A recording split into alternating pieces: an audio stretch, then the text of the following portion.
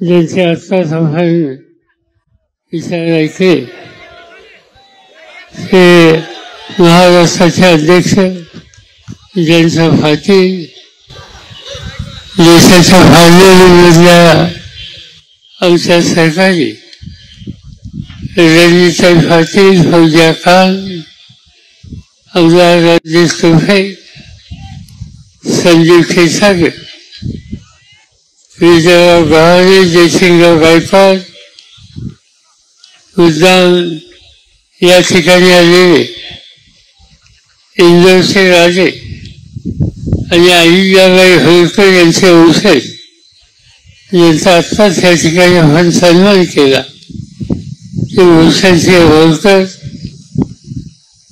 माजी आमदार यांचे सरकारी राधाकृष्ण होके पाटील, विशाखाताई दराडे, सुषमाताई ओराळे, महबूब शेख, सक्षमा सरगर, वामन गीते, सुधीर दांडे, दीपक केळकर, ईश्वर कुंजन, फुलचंद करार, नरेंद्र काळे, संघटनेचे अध्यक्ष राजेसाहेब देशमुख, व्यासपीठाचे अन्य सरकारी सूचना साठे, सलीम साहेब आमदार, वंदीवडील.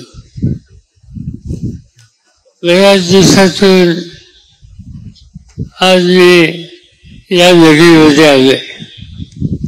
याच्या आधी अनेकदा आलो, पण आज जी काही सभा पाहतोय आणि त्या सगळीचं एकंदर उत्साहाचं वातावरण बघतोय, त्याच्यातून एक गोष्ट स्पष्ट होते की उद्याच्या होणाऱ्या निवडणुकीमध्ये तुम्हा सगळ्यांची मानसिकता काय आणि तुम्हा सगळ्यांचा निकाल काय. निकाल हा स्पष्ट दिसतोय की बजरंग सोनवणे यांना देशाच्या लोकसभेमध्ये विविध तऱ्हांचा प्रतिनिधी म्हणून पाठवायचा निकाल तुम्ही लोकांनी घेतलेली. मला माहीत नव्हतं की देशाचे प्रधानमंत्री इथे येऊन गेले. हल्ली ते महाराष्ट्रात फार फिरतात, अनेक ठिकाणी येऊन गेले.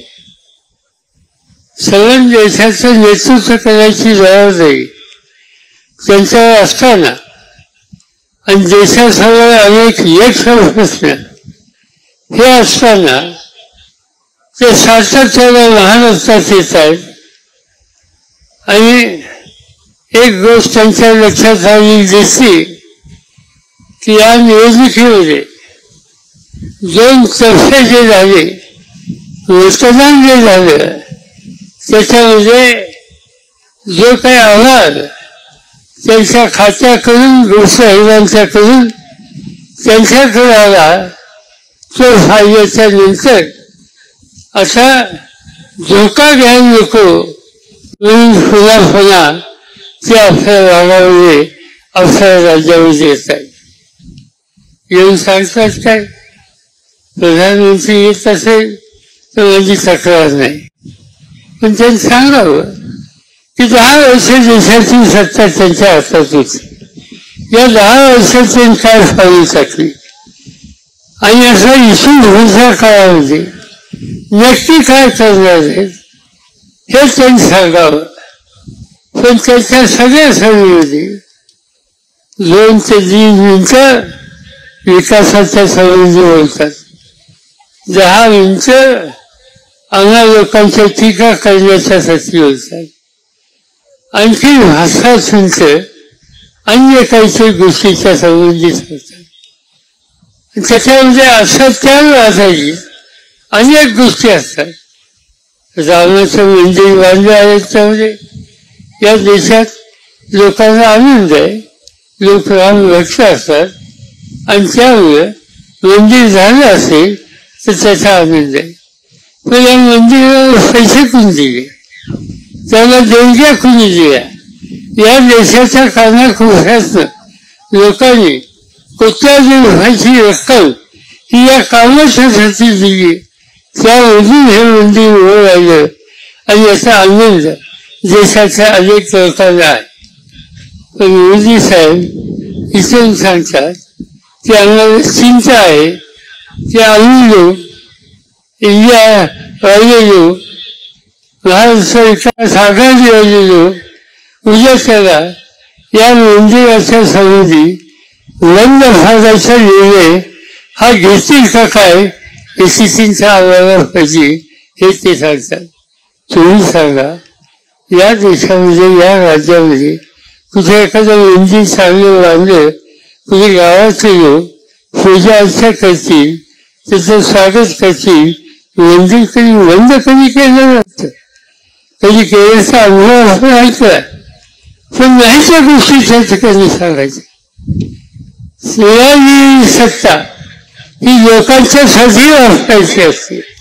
पण अलीकडच्या काळामध्ये जी काही धर्म स्वीकारली, जे जे काही निर्णय घेतले त्या सत्तेतून लोकांच्या जीवनामध्ये समृद्धी आणण्यासाठी कुठल्या प्रकारची भावना टाकलेली आहेत.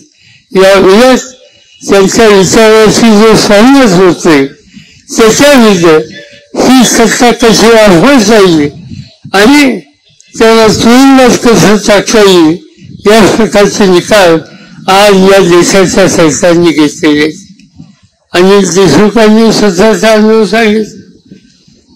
महाराष्ट्राचे गृहमंत्री आज त्यांच्यामध्ये त्यांच्या संदर्भात त्यांना वर्षभर काही सजा भोगावी, काही कारण नसताना अशी अनेक उदाहरणं सांगता येतील. दिल्लीचं राज्य हे देशाच्या राजधानीचं अत्यंत महत्वाचं राज्य आणि केजरीवाल नावाचे ग्रस्त त्या ठिकाणी मुख्यमंत्री आहेत. अतिशय चांगल्या प्रकारचं काम त्यांनी केलं. शिक्षणाच्या क्षेत्रामध्ये, आरोग्याच्या क्षेत्रामध्ये त्यांचं काम लागण्याच्यासाठी महाराष्ट्राच्या बाहेरून सुद्धा लोक त्या ठिकाणी येतात आणि एका प्रश्नावर प्रधानमंत्र्यांच्या विरुद्ध, केंद्र सरकारच्या विरुद्ध त्यांनी टीका केली तर दिल्लीच्या मुख्यमंत्र्यांना आता तुरुंगामध्ये टाकलेली आहे. दिल्लीच्या मुख्यमंत्र्यावर सुद्धा. आणखी एका राज्यामध्ये हे झालं, आदिवासींचं राज्य, आदिवासी मुख्यमंत्री, केंद्र सरकार आदिवासींना न्याय देत नाही त्यासाठी संघर्षाची भाषा बोलली, टीकाची फळी केली. आज तिथल्या मुख्यमंत्र्याला तुरुंगामध्ये टाकलेले. याचा अर्थ एक गोष्ट आहे की त्यांच्या मनासारखी गोष्ट असेल, त्यांच्या टीकाची फळी करत असेल तर जो मुख्यमंत्री असला त्यालाही सत्तेतून काढून तुरुंगामध्ये टाकायचं काम कधी या देशामध्ये झालं नव्हतं. आज त्यांनी या ठिकाणी केलेलं आहे.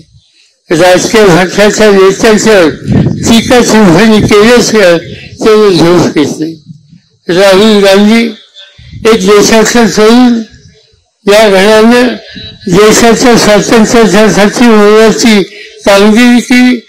त्यांनी काश्मीरपासून कन्याकुमारीपर्यंत देशातील पदयात्रा काढली, लोकांना भेटले, त्यांचं दुःख समजून घेतलं आणि असं काम करून लोकांचं दुःख जाणून घेऊन त्यासाठी आग्रह मागे काढण्यासाठी झालेला हा तरुण नेता याच्यासंबंधी शहाजादे म्हणून उल्लेख मला सांगायला पाहिजे. राहुल गांधी त्याच्या कुटुंबाची जी काही सेवा आहे देशाची, जो त्याग आहे तो आम्ही कधी विसरू शकत नाही. त्यांच्या वडिलांनी देशासाठी काम केलं, त्यांची हत्या झाली. त्यांच्या आजीनी इंदिरा गांधींनी देशासाठी काम केलं, गदिनी घालवण्यासाठी कष्ट केले, त्यांची हत्या झाली. जवाहरलाल नेहरू यांनी स्वातंत्र्याच्या आंदोलनामध्ये 13 वर्ष तुरुंगामध्ये घालवले आणि स्वातंत्र्य मिळाल्यानंतर हा देश लोकशाहीच्या मार्गाने चालवायचा एक नवीन रस्ता सर्व देशवासियांना दिला. एवढं मोठं काम ज्या नेतृत्वानं, ज्या कुटुंबानं या देशासाठी केलं, आज त्यांच्या संदर्भी अशा प्रकारची टीका होती. प्रधानमंत्र्यांनी करणं हे सोडत नाही, पण आज त्यांची खात्री झालेली आहे की ह्या देशामध्ये त्यांनी काही सांगितलं तर देशातली जनता सत्ता त्यांच्या हातामध्ये देणार नाही. आणि त्यासाठी विचारांचं टीका टिप्पणी करत अन्य ठिकाणी त्यांचं लक्ष एवढं एक चांगले कार्यक्रम घेऊन आज ते या ठिकाणी येतात, येथे घेऊन गेले. त्यातून हा प्रश्न सुटणार नाही हे तुम्हाला माहिती आहे. आणि असा आपल्यालाच पुढाकार घ्यावा लागेल. आणि देशाच्या सगळ्या विविध पक्षाच्या लोकांना एकत्र करतो, त्यांच्या सामूहिक शक्तीच्या जवळ लोकांच्या समोर पर्याय देतो.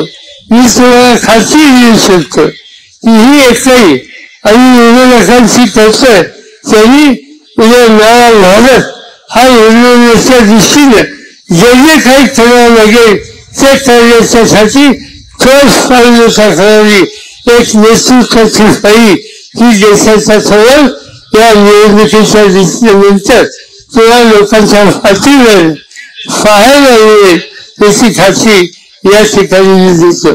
आणि हे करण्यासाठी मी सर्वांनी एकच काम करावं, त्यांनी आम्हाला वजनग्रंथांचा एक उत्तम सेवा व्हावी आणि कष्टकऱ्यांच्याबद्दल आस्था असलेला खासदार मोठ्या वचाने निवडून द्यावा हीच विनंती मला या ठिकाणी करायची. आज हा जिल्हा दारिद्र्यामध्ये आहे, दुष्काळामध्ये आहे, हे सगळे प्रश्न पण ते प्रश्न सोडायचे असतील तर जो काम करतो, जो उत्तम काम करतो त्याला निवडून देणं हे गरजेचं आहे. ज्यांनी 9 लाख टन ऊस या ठिकाणी गाळला आणि 27 रुपये जिल्ह्यात सगळ्यात जास्त भाव ज्यांनी दिला अशा माणसाला ते वचन विजय करावं.